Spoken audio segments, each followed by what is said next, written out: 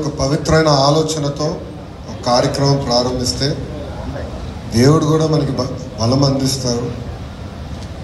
ఆ పని మనం పూర్తి చేయగలుగుతాం. అదే ఇక్కడ జరిగింది. అనేక మంది ఇబ్బంది పెట్టిన విషయం అందరికీ తెలిసిందే.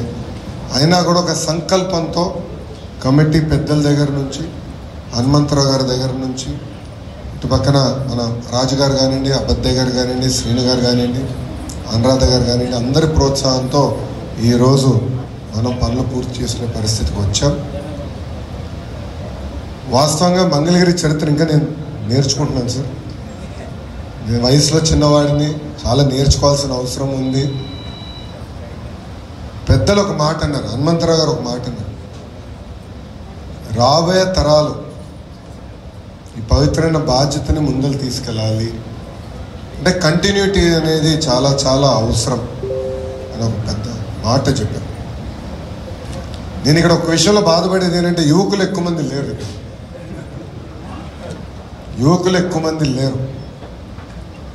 యువకుల పైన కూడా బాధ్యత ఉంది.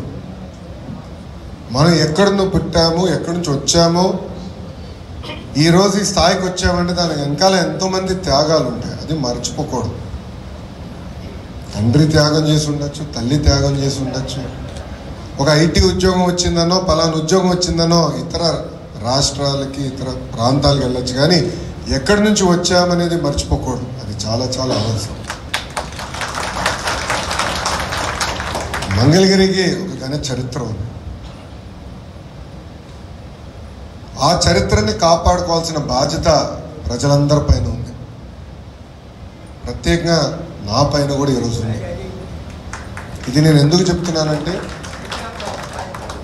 మొన్న జరిగిన ఎన్నికల్లో ఆ బాధ్యత మీరు నాకు అప్పగించారు.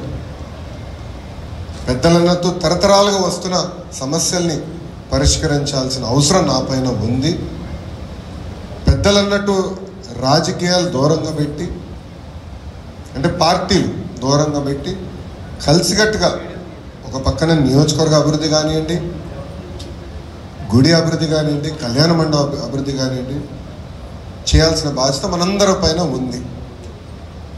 నేను అనేక సార్లు కూడా అన్నా, 4 సంవత్సరాలు 9 నెలలు మన ప్రాంత అభివృద్ధి గురించి, ప్రజల అభివృద్ధి గురించి, పేదరికం లేని మంగళగిరి గురించి మనందరం కలిసికట్టుగా మాడదాం, పోరాడదాం, నిలబడదాం.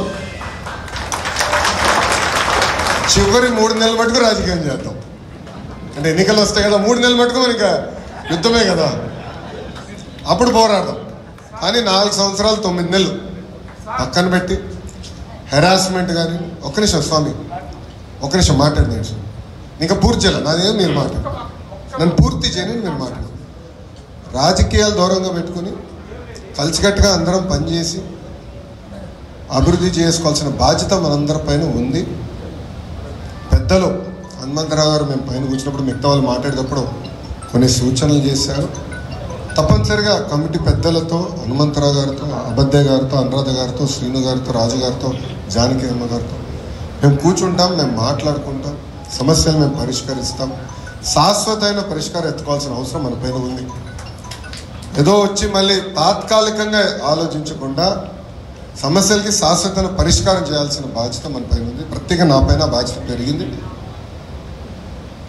ఇది రాజకీయ వేదిక కాదు కనుక నేను ఇచ్చిన హామీల గురించి నేను మాట్లాడలేదు. ఇక్కడ పని ఆల్రెడీ ప్రారంభించాను, దానికి వచ్చే ఫలితాలు మీరు చూస్తారు.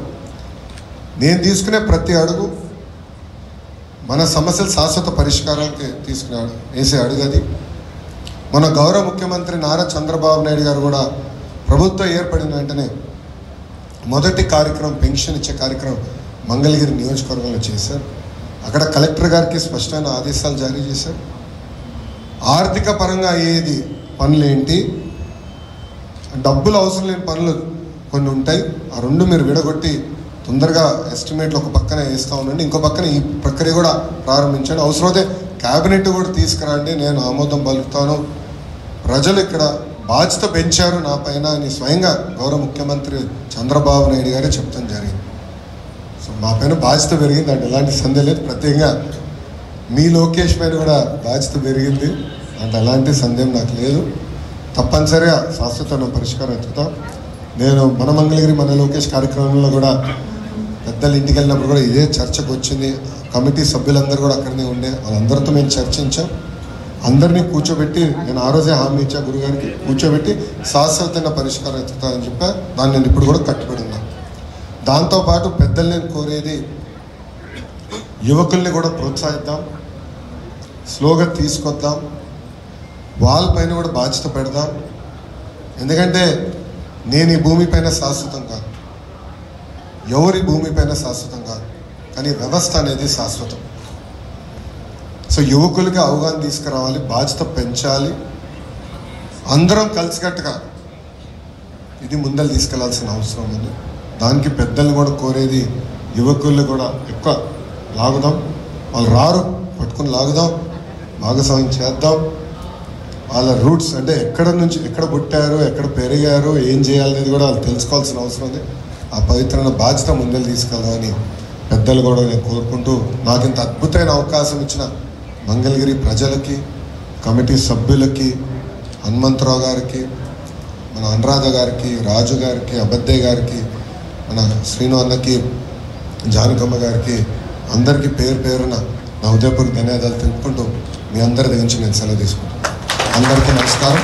జై హింద్.